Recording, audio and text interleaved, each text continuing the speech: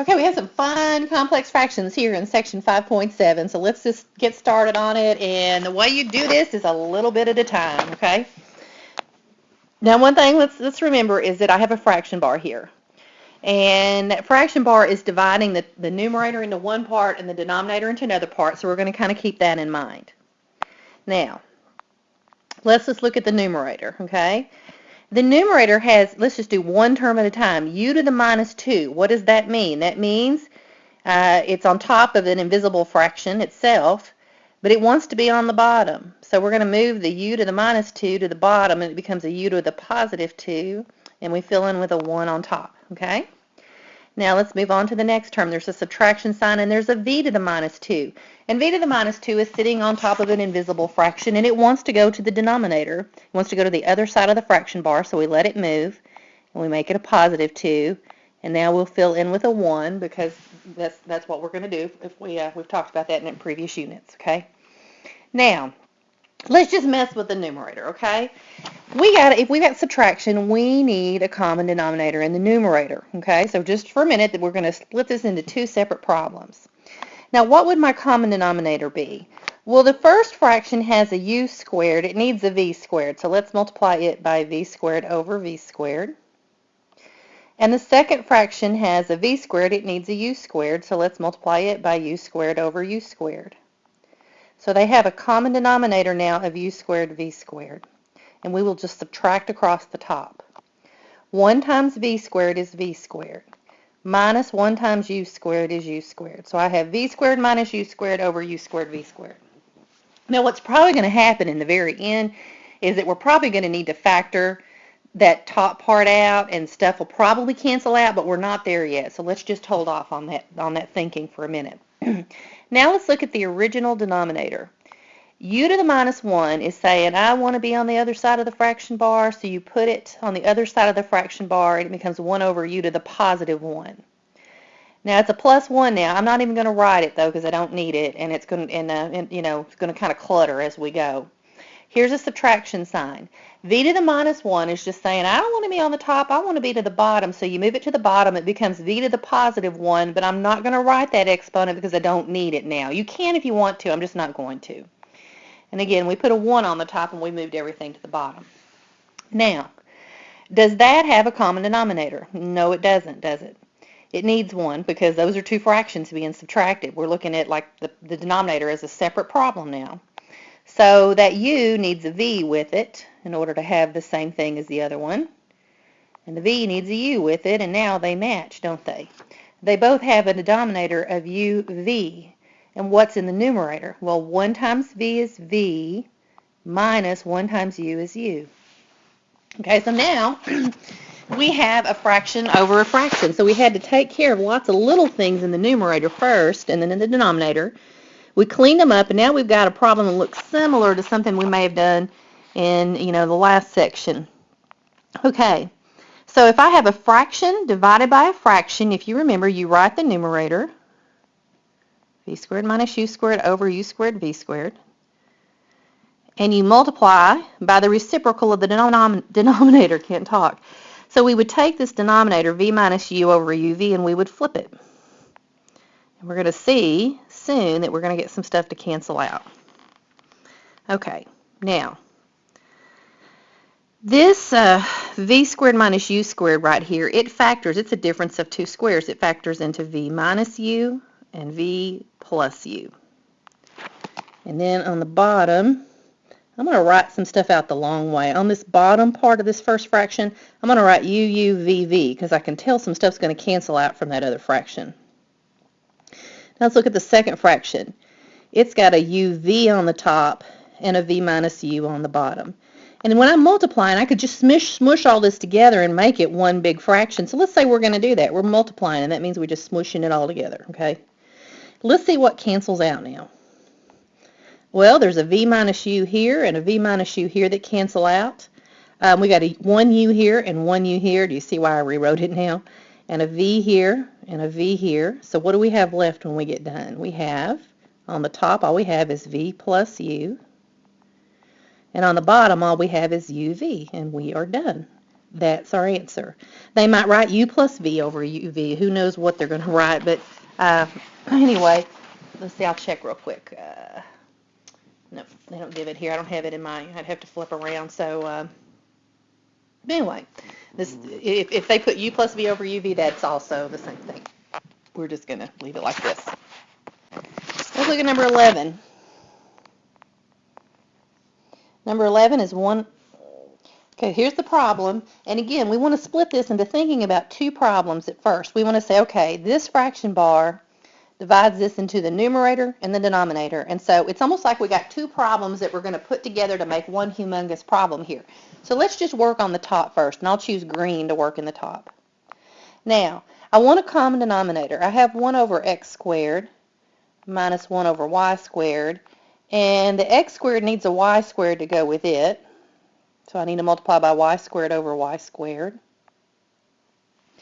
And the y squared needs an x squared to go with it to make it have that same denominator. So I'll just put an x squared over an x squared. So I can simplify that now. Let's go ahead and rewrite, just mess with the top for a little bit. I've got the common denominator of x squared, y squared.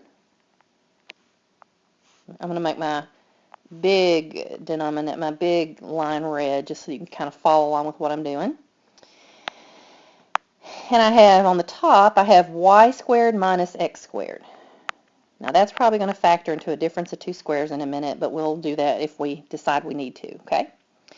Now let's go look at the denominator here. I'm going to use a dark blue to work on the denominator of the original function right here. Now, if you think about it, what does each one of these need? This has an x squared. It needs, if you think there's a y and a y squared, doesn't this one need a y squared to go with it? And it would have x squared, y squared. And this y squared over here, it's going to need an x squared to go with it. So I'm going to multiply it by x squared over x squared. And this xy, it needs another x and it needs another y. Our common denominator is x squared, y squared, so it needs a xy on top and a xy on bottom. So let's look at that. My new common denominator in the denominator of the original is going to be x squared, y squared. And what I have now is on the first fraction that became y squared, and then I have a plus 2xy, and then I have a plus x squared. Okay, so this is y squared plus 2xy plus x squared all over x squared, y squared. Okay, now if I want to rewrite this, I can say it's the numerator, y squared minus x squared over x squared, y squared, times the reciprocal of the denominator, x squared, y squared, over, so I'm just flipping that denominator, y squared plus 2xy plus y squared. No, x squared, sorry. Now we can already see something's canceling out. Let's just get rid of it so we have less to look at. We have that, right? All right, now, in order for us to be able to see what's going to happen here, we're going to need to factor. I'm going to factor in kind of a purple color. This y squared minus x squared here, it factors into y minus x, y plus x, because it's the difference of two squares, isn't it? Now this one down here, let's factor it. We kind of have a feeling it's going to have them. We know y squared would be y and y, x squared would be x and x, and if I just add, if I put a plus there, do you see that I've got a 1xy plus another xy is a 2xy? So that just factors into y plus x times y plus x. So let me mark it out. Okay, so I'm running out of room. That's why I'm just kind of factoring them there in this problem, the way I'm doing it. Now let's see what cancels out. I have a y plus x here and a y plus x here that cancel out. And so what do I have left? On the top, all I have in the numerator is y minus x. And on the bottom, I have just this. So that was left in the numerator. In the denominator, I have a y plus x left. So that's my answer there for 11. All right, I'm going to start this problem, and if I don't have time to finish it, it may cut off at the end, but at least I can get you going on it, and then you can finish it up if you're having trouble with it. All right, again, we're going to look at here's the big fraction bar, and it's separating the problem into two smaller problems. So let's just work on the numerator first. In the numerator, I have 2 over y plus 2, but I need a common denominator. So that 1 there, can't I just multiply that 1 over here by y plus 2 over y plus 2. Isn't anything over itself 1? That would give me a common denominator. So I could say that's 2 minus 1 times y plus 2 is y plus 2 over y plus 2. Now they have a common denominator. Let me draw my big red fraction bar so we can kind of keep up with the top. Okay, down here, draw my big red fraction bar. So on the top, what I have now is 2.